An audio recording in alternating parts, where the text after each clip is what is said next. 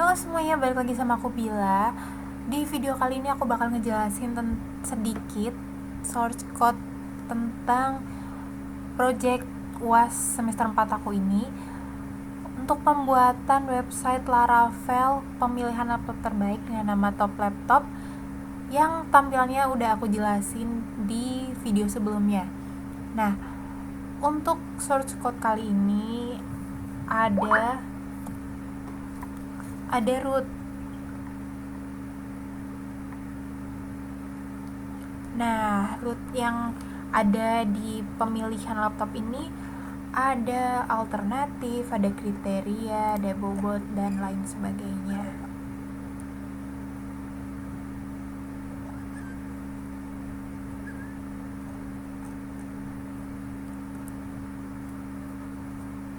Untuk root sendiri ini, di sini saya menggunakan controllers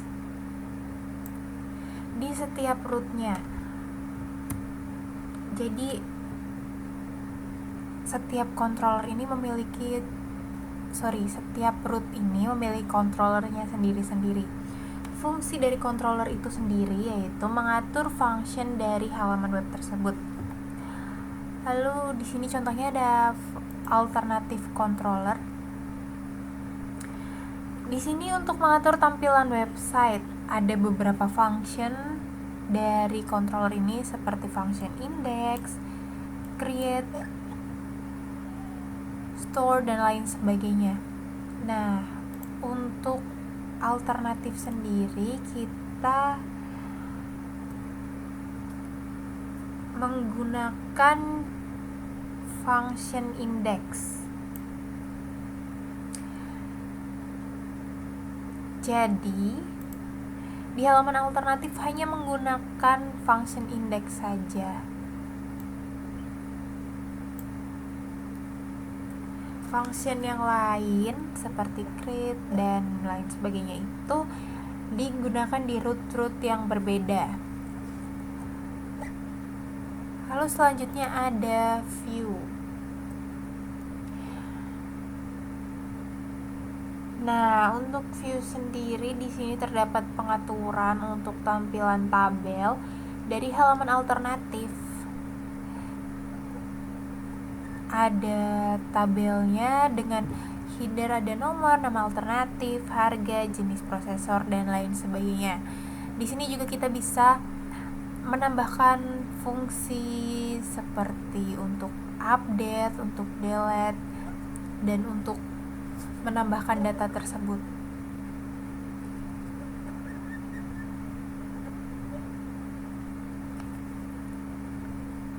Terus selanjutnya ada halaman untuk menambahkan data.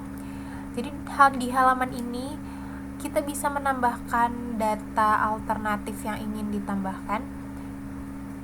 Saat pada halaman webnya nanti, saat kita klik tombol tambah data, maka akan muncul halaman form yang berisikan ID. Untuk ID kita tidak bisa mengisinya karena ID itu auto increment. Lalu ada nama alternatif, ada harga, jenis prosesor, kapasitas memori, tipe memori, kapasitas hard disk, dan ukuran layar. Nah, saat kita sudah selesai semua mengisikan formnya, kita bisa klik submit untuk menyimpan data tersebut.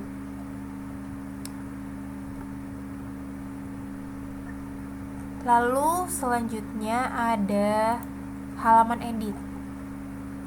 Untuk halaman edit sendiri di sini kurang lebih sama seperti halaman tambah data, hanya saja jika tambah data itu kita mengisikan dari awal hingga akhir. Bedanya dengan edit, jika edit itu kita bisa mengklik data tersebut, lalu akan ada icon edit. Nah, jika kita mengklik icon edit tersebut, maka kita akan diarahkan pada halaman edit ini. Untuk halaman edit ada nama yang dapat diedit, ada harga, jenis prosesor, kapasitas memori, tipe memori, kapasitas hard disk, dan ukuran layar. Nah, jika kita sudah mengeditnya, kita juga bisa menekan tombol submit untuk menyimpan data yang sudah diedit tadi. Lalu selanjutnya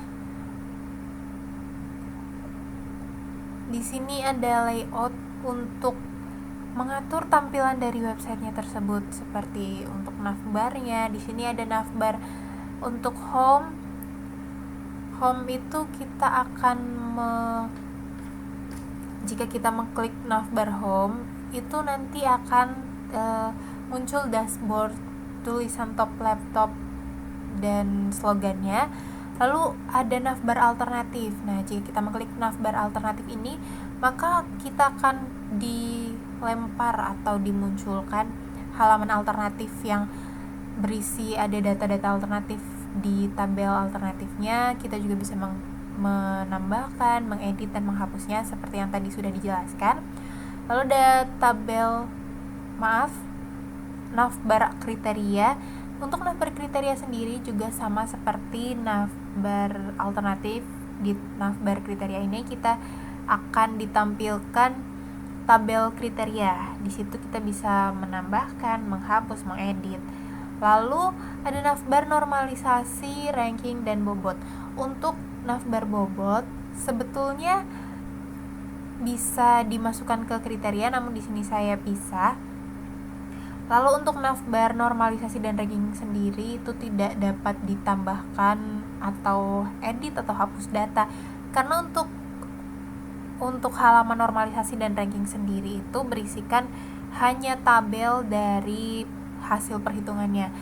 Untuk halaman normalisasi hasil dari normalisasinya, dan untuk ranking hanya ada tabel hasil perankingannya.